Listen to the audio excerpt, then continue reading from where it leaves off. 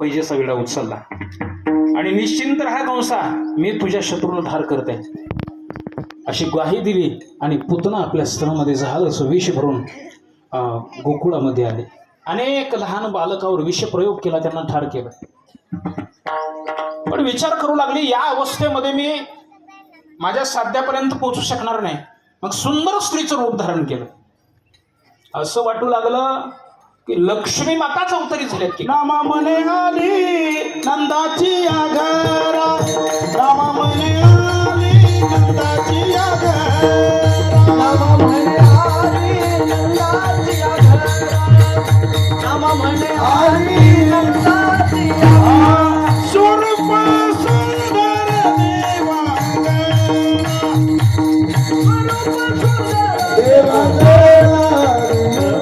स्वरूप सुंदर देवांगना,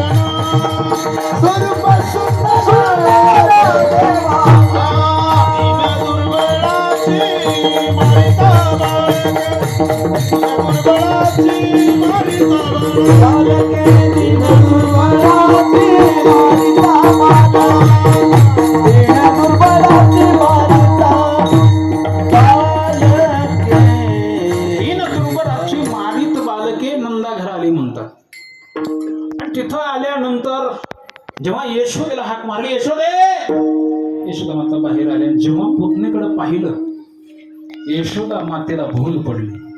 आता भूल दोन प्रकारची, एक ज्ञानाची आणि एक अज्ञानाची. आपला तो विषय नाही.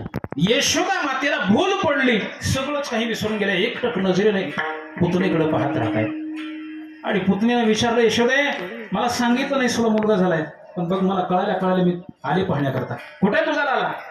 यशोदा माता पापणी सुद्धा बंद करत नाही, उघड झाप होत नाही, एकटक नजरेनं पाहताय. मोठ्याला रोटली, यशोदे, अगं तुला विचारते. मग खडबडून जागे झाल्याने विचारलं, काय म्हणणार? अगं तुझा लाला कुठं आहे? त्याला पाहण्याकरता आले मी.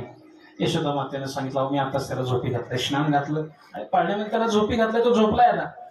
त्या ऐकल्याबरोबर भगवान परमात्मा म्हणले, भवानीच्या परी सकाळी सकाळी गिराईक आले. म्हणले, आई वापस पाठवायली, दुकान कसं चालत म्हणले, आपलं पहिलं गिराईक केलंच पाहिजे, मुदला वर्ग होईना पण केलंच पाहिजे. म्हणजे नका का नफा होईना. रडायला चालू केलं. रडण्याचा आवाज आल्याबरोबर पुतना म्हणली, यशोदे, तू खोटं बोलायला लागलीस, तुझा लाला जागा आहे, मला खोटं बोलतेस. यशोदा माता म्हणतात, कदाचित आता उठला असेल, मी त्याला झोपी घालून जिकडे आले होते. भूल पडल्याचा परिणाम यशोदा माता काही कामामध्ये गुंतल्या आणि तीच संधी साधून पुतना पाळण्याजवळ आली. देवाला उचलून घेतलं, मांडीवर घेऊन बसली. पण तिथे एक आश्चर्य घडलं आहे का? देवानी पुतणेकडे पाहिलंच नाही म्हणले. महात्म्याने अनेक कारण सांगितली त्याची. देवाला पुतणेकडे पाहिलं नाही. पहिलं कारण, दर्शन चांगल्याचं केलं जातं, वाईटाचं नाही. पुतना दर्शन करण्याच्या लायकीची नव्हती म्हणून पुतणेकडे पाहिलंच नाही, एक कारण.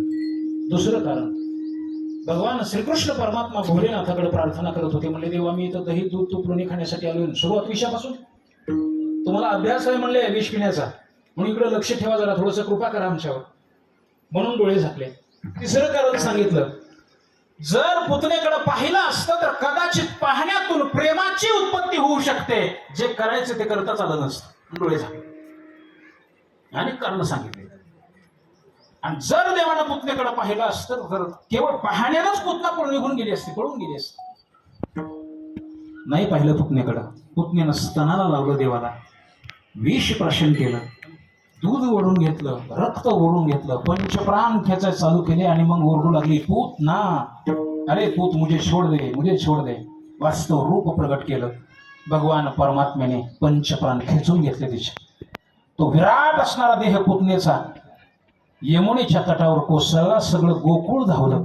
यशोदा मातेला काळजी वाटू लागली. देवाला खाली काढून घेतलं, पुतणेचा अंत्यविधी केला. यशोदा मातेला मात्र चिंता वाटत होती, एवढं महाभयंकर असं संकट माझ्या लालावर आलं. गवळणी जमा झाल्या. एक गवळण म्हणले, यशोदे, अगोदर याची दृष्ट काढवाय तू. आणि दृष्ट काढत असताना लक्षात ठेव, मिरच्यानं काढ म्हणे. दुसरी एक फुड आली, ती म्हणजे नुसत्या मिरच्यानं काहीच होणार नाही, मी सांगते तसं ऐक यशोदे. म्हणले, काय? त्याला काय कर म्हणे, 3 वाट्याची माती आणून दृष्ट काढ. तिसरी एक पुन्हा पुढे आली, 3 वाट्याच्या मातीने सुद्धा काय होणार नाही म्हणे. म्हणजे मग याला गोमूत्रानं आंघोळ घाल म्हणली यशोदे. हा. आणि मग दृष्ट काढ. चौथी एक पुढं आली, ती म्हणजे नुसत्या गोमूत्रानं बी काही होणार नाही. आणि मग गाईच्या शेणाचा याला चौकून लेप देईन, मग गोमूत्रानं स्नान घालून मग पुन्हा काढ म्हणजे दृष्ट. कुणी काही सांगू लागलं येऊन यशोदा माता पर्याय करतात.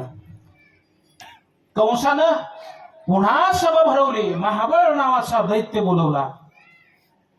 महाबळ नावाच्या दैत्यानं सांगितलं, चिंता करू नको, मी आहे, मी ठार करतो. आणि जेव्हा तो गोकुळामध्ये आला, ब्राह्मणाचा वेश धारण केला, हातामध्ये पंचांग घेतलं आणि मोठ्या मोठ्यानं ओरडू लागला, भविष्य सांगणार, ज्योतिष पाहणार. ते आरोळी ऐकले आणि यशोदा मातेनं बोलून घेतलं, ओ देव बाप्पा इकडे आहे म्हणले. बोलून घेतलं, बसवलं पाटावर. बसायला पाठ, पंचांग ठेवायला पाठ, पाटीला पाठ. देवबाप्पाचा नंबर 1 थाटमाट यशोदा मातेनं केला.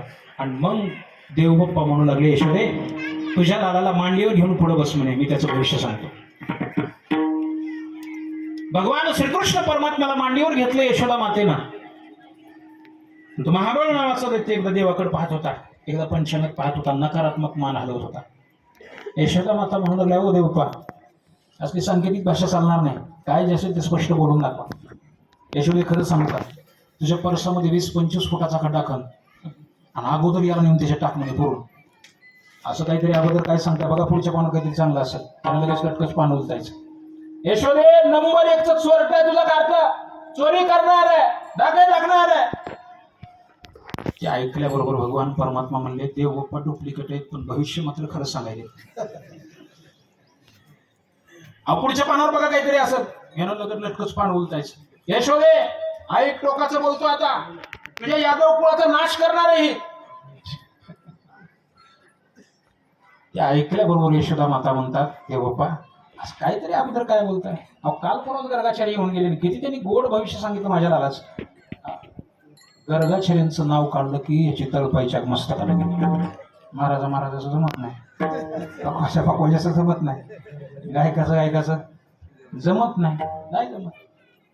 तो गर्ग्या म्हणले, गर्ग्या माझ्याकडे स्वतः शिकायला, त्याला गणित जमलंच नाही म्हणले, म्हणून फेल झालं म्हणले. ते गर्ग तो चुकला गणिताशी. भगवत भक्ताबद्दल असं बोलल्याबरोबर महाराज देवाला फार राग आला. साहत गोविंदा नाही हरिभक्ताची निंदा, हरिभक्ताची निंदा नाही साहत गोविंद, नाही साहत गोविंदा, नाही देवाला सहन होत. ते स्वतः त्याचं त्याला बोललेलं सहन करता येते, भगवत भक्ताकडे बोट केलं की त्याला सहन होत नाही. अहो नुसती नजर फिरविली ज्या पाटावर देव बाप्पा बसले होते, हो पाटोजीराव म्हणले, तुमच्या पाठीवर बसून ही माझ्या भक्ताची निंदा करता येईल, काही नाश्त्या पाण्याची व्यवस्था करा म्हणले. विटंबीला भट तिला पाठी